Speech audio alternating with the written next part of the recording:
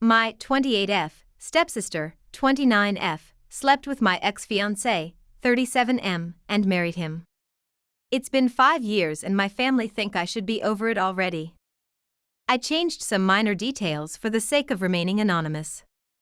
Also, sorry this is so long. Once I started writing I found it cathartic, and couldn't stop word vomiting all over the post. TLDR at the bottom.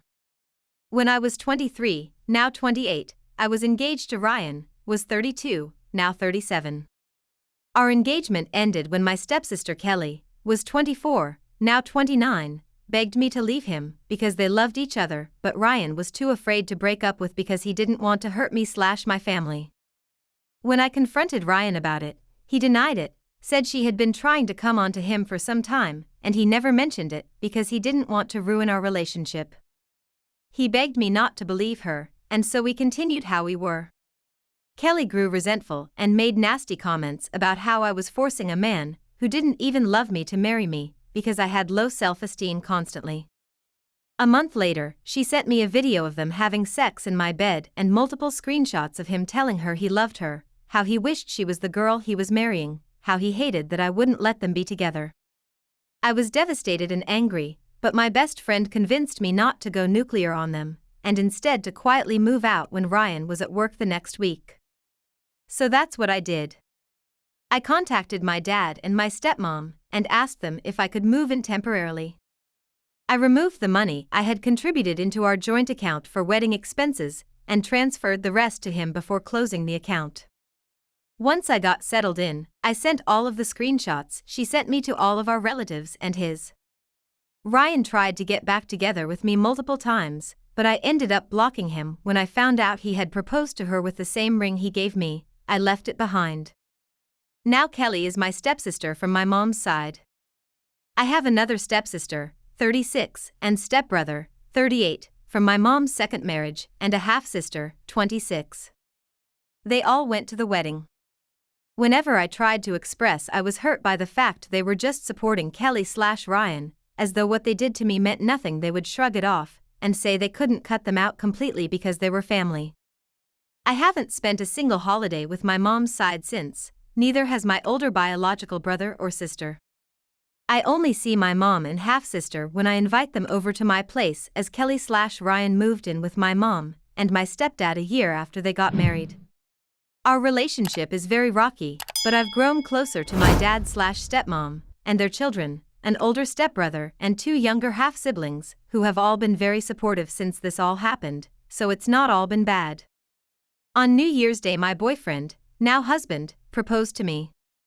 We had a small engagement party, which I invited my mom and half-sister to. They never turned up because I was excluding half of our family. I never invited my stepdad or step-siblings because they were pretty hurtful when it came out that Kelly/Ryan were sleeping together. They claimed it wasn't their fault I got in the way of true love, and made me out to be some sort of vindictive Disney villain for being angry with them. We were planning to have our wedding ceremony this summer, but in late February my husband suggested we postponed until next year because he was concerned COVID would get worse and we would have to cancel/reschedule anyway. I ended up finding out I was pregnant a month before our original wedding date, so we had a courthouse wedding on that date with the plan to hold the ceremony next year. Only my dad's side of the family were aware of both the pregnancy and the wedding. My stepmom likes to knit, so she's been making some stuff for the baby. Recently, she posted about the things she had made on Facebook with a caption talking about how excited she was to have another grandchild soon. I was tagged in the post. I have 0 issues with the post. I never told my family I wasn't going to inform my mom's side. It wasn't that I intentionally hid it from her, she just never seemed very interested in my life/relationship, so I never brought it up. My mom called me an hour later to demand to know if I was pregnant, and how she couldn't believe I hadn't told her she was finally going to be a grandmother. She has since invited me and my husband over to her house multiple times. I've declined every single time for the obvious reason. My stepdad, who I've barely spoken to in 5 years, has reached out to tell me how excited he is to meet the baby, and my husband, same with my siblings. Even Kelly reached out to my husband to congratulate us. I was furious. The next time my mom and stepdad called me, I finally laid into them. I told them I didn't want them to keep inviting me over when they knew I would be forced to see Kelly/Ryan if I came. I told them how hurt and angry I still am over what they did to me, and how my family dismissed my feelings. I told them how they wouldn't throw Kelly/Ryan away, but they were so quick to leave me out to rot whilst I was going through the worst betrayal I'd ever experienced in my life. I told them I wasn't even sure I wanted people like them in my child's life. My mom was crying hysterically and kept saying I was being cruel, and I couldn't deprive her of her first grandchild. The thing is, my baby isn't her first grandchild. My sister has 2 adopted daughters already who my mom doesn't even try to bond with. She kept wailing about how I might be the only person in our family to even give her grandchildren. My stepsisters are both having a hard time getting/staying pregnant, and my half-sister has proclaimed herself to be child-free. My stepdad got angry and defensive. He claimed I was petty for holding on to something that happened 5 years ago. He pointed out how I had found someone else, so I should understand how love works, and sometimes 2 people just can't help themselves. You love who you love, basically. He said Kelly/Ryan were happy together, so I should be happy for them the way they're happy for me and my husband. The ironic thing is, my sister told me Kelly/Ryan looked like they were on the verge of divorce, and they argue constantly. My mom complains to her about them, and how my siblings all hate him, but pretend they like him for Kelly's sake. I ended up hanging up because I was so angry, and when I get angry, I start crying. I didn't want them to think they got to me.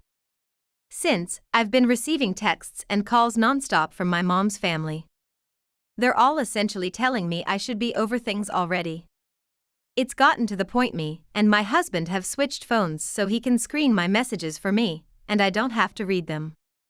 TLDR, my stepsister slept with my ex-fiance and married him. I'm now happily married to someone else, and we're expecting our first child together. My family thinks I should be over it already since I've moved on, but the anger is still there, and I have no interest in forming a relationship with my ex or my stepsister again. They're now putting pressure on me to try and get me to forget it ever happened. How do I make my family understand just how unforgivable what Kelly/Ryan have done to me is? I would prefer not to go completely no contact, but is that my only option here? Top comments. Number 1, I am not OP, but I needed to hear this. Incoming cathartic word vomit, much like OP, haha. I was in a relationship about a year ago now. On Halloween weekend, my ex was going to go out partying. He texted me halfway through the night, like 8 p.m., that he was bored and coming home. I stayed in because I was in pain from a misplaced IUD and miserable, emotional mess. Suddenly it was 2 to 3 a.m., and he was nowhere to be found. I called him a ton at 4 a.m., and finally by 5 a.m. he came home. I felt betrayed. I ugly cried until I fell asleep, again, hormones, and he felt I ruined his night out despite the fact he came home at 5 a.m. The next day, all he could talk about was this new girl. We were identical, it was clear, except while I am German-Israeli, she was just German. We look identical. She was so cool. Look at her cats. He was always texting her, talking about her, telling me about her life, and showing me photos she sent him. It creeped me out. I let him know that. He shrugged it off. One day in a bad bout of IUD pain, after I got it removed in the ER, he took alcohol out of my fridge to go see her. Told me I was paranoid and left me in so much pain on the couch I could barely move. We broke up. Guess what country he flew to days later? And who he was officially dating shortly thereafter. Oh, naive me figured she had no clue, so I messaged her. 2 Germans in America, let's be upfront, girl code, and just some mutual bonding as Germans trapped abroad? I figured she would want to know, not because I expected her to break up with him. I'm not that naive, just so at minimum, she could keep an eye on him. Girl flipped out on me. She was in on it the entire time. We live in the same building. I still get pissed every time I see them. But I hate him. I was so happy when I finally broke up with him. He was so controlling, and generally an awful person, He once told me he liked to start arguments so he could be right, like, duh, nothing about the relationship was worth preserving. She can have him. My life has gotten so much better in the months without him, despite COVID. Actually 2020, even with COVID, has been much better than years past for me. He cried over our breakup, I made brownies and adopted my dog, was already in the plans before the breakup, huh? I didn't cry once over him. I was so manipulated by that point, I was just happy to suddenly be free. I have struggled for months trying to figure out why they piss me off, and this is why. I am very over him. We all have exes we aren't over, but that is not how I feel about him. That feeling is very different. He disgusts me, but that's why I am very not over the betrayal. And honestly, there is no reason for me ever to be. It doesn't get to me, they just annoy the shit out of me. She's afraid of me now though, so I'll take it. She saw me in the hallway not too long ago, and apologized and ran away. I laughed. It was so bizarre.